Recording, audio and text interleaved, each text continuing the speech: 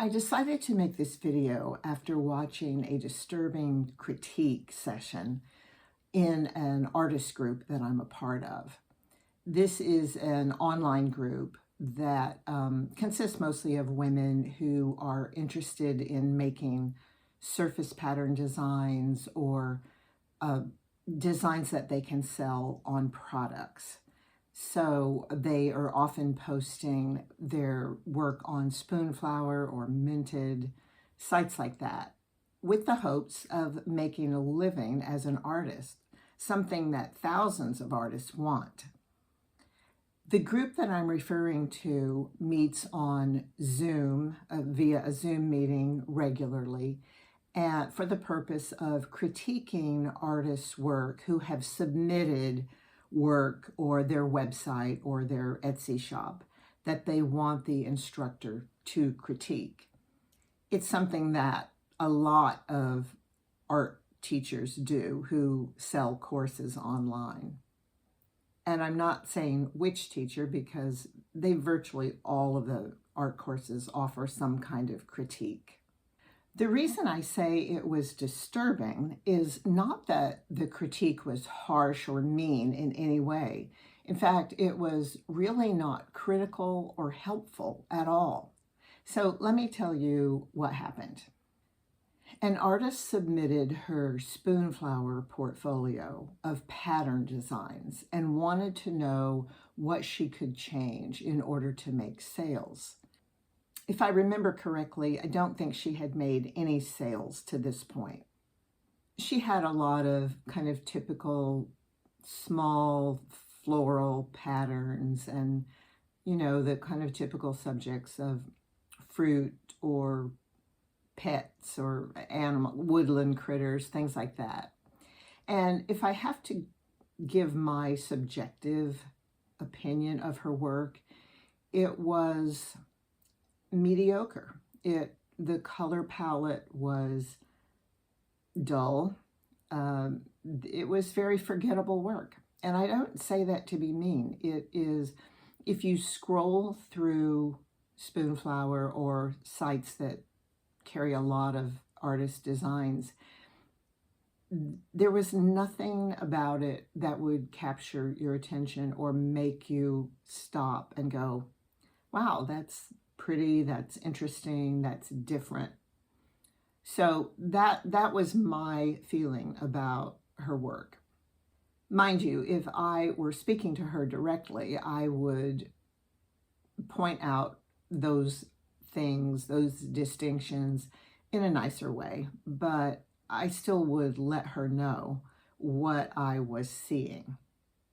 So the teacher told her that she needed to add more motifs.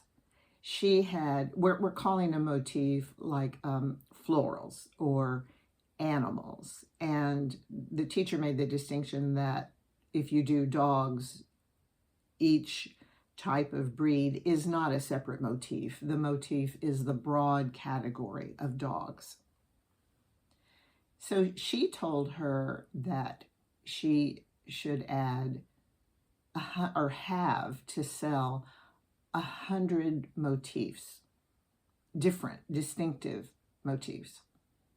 In one way, that just felt like cruel advice to me, because here is an artist who, my feeling is, she needs to elevate her skill, her ability to discern what makes a design remarkable. And the teacher is telling her to increase production of work that is not up to par. It's not selling. So it felt really, to me, kind of mean to tell this person to work harder on something that isn't working. As a person who has submitted many designs, not surface pattern, although I have done some of that, but I've submitted many greeting card designs, comic strip. I have had licensed work. I've been in a lot of different areas in the industry And one thing that I think to my credit is I am willing to drop something that's not working and move on. I mean, you can put a lot of time into a line of characters or patterns or what have you, and you have to know when it's not working.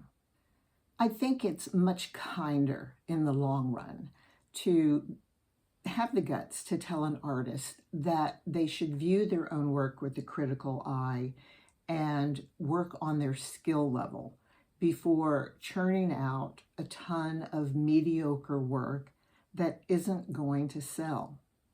You know, many of the gurus that sell art courses, the ones that tell you how to market your art or make a living with pattern design, they're kind of like your mom or your best friend.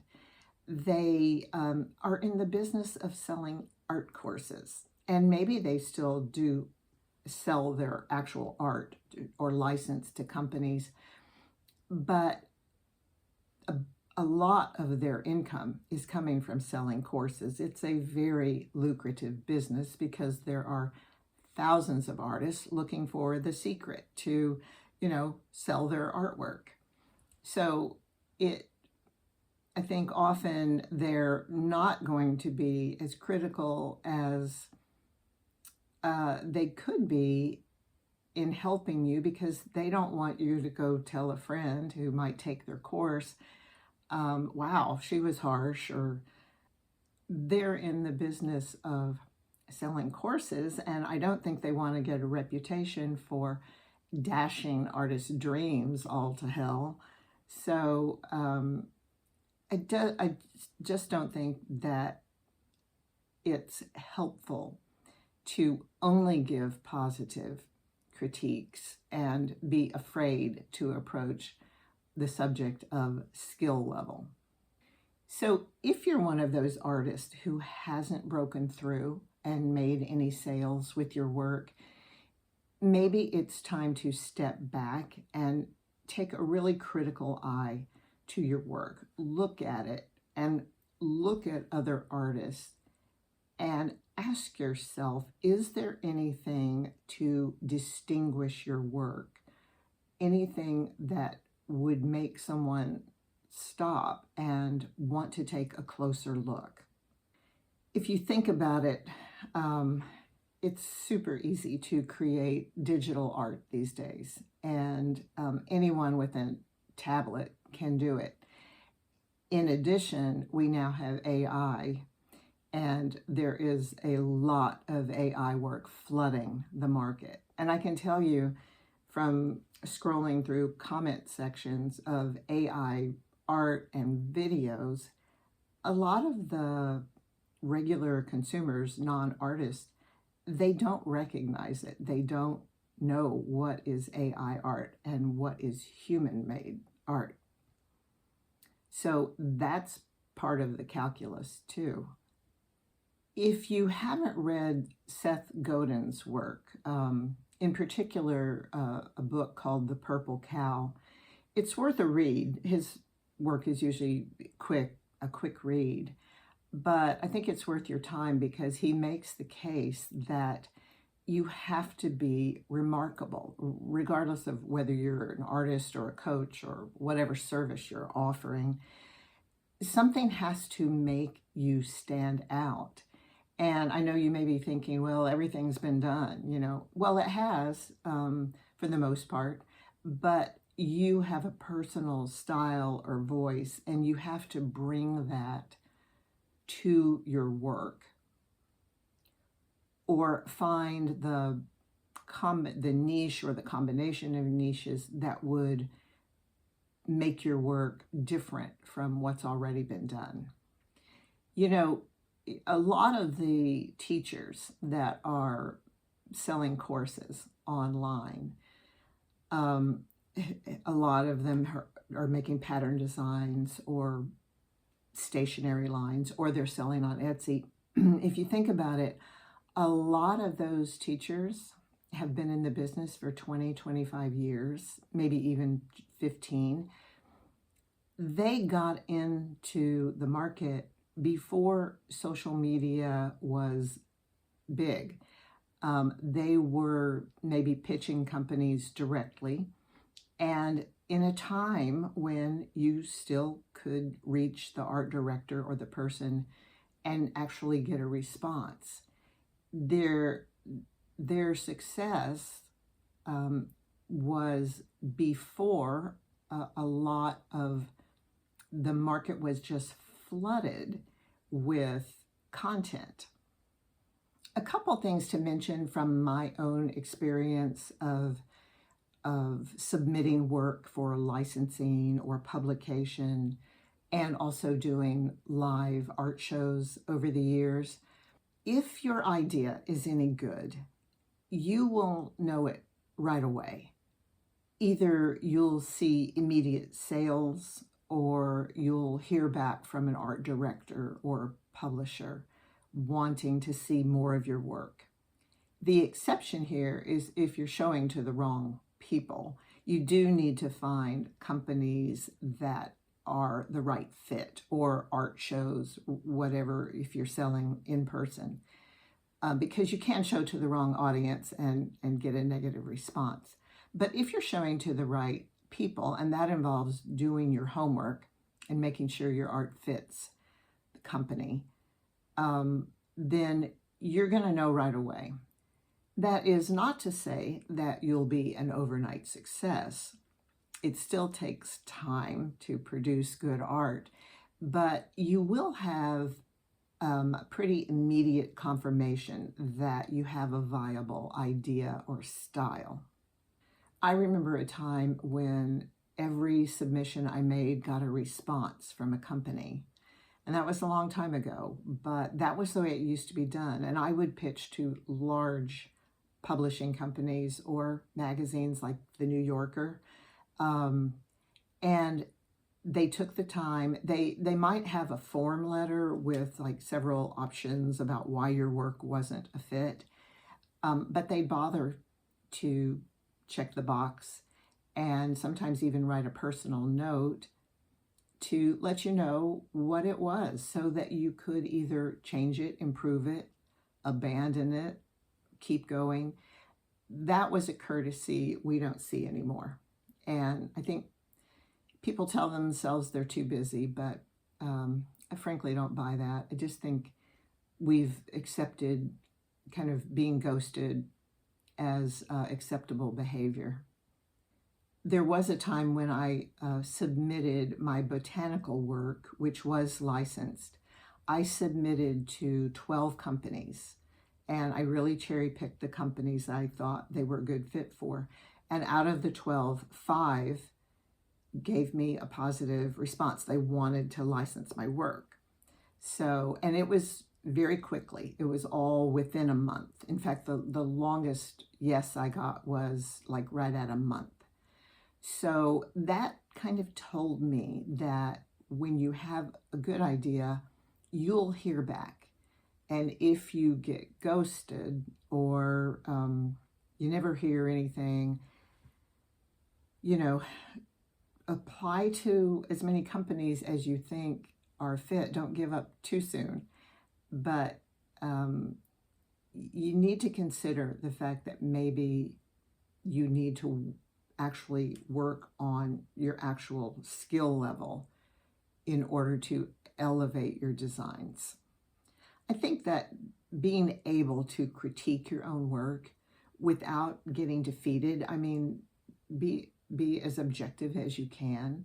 I don't want to waste my time doing something that isn't going to work with a consumer of some sort, company, or directly the actual buyer. So I don't feel defeated when I have to move on and try something new. It's just, I love to create art, so it's fun to try something new.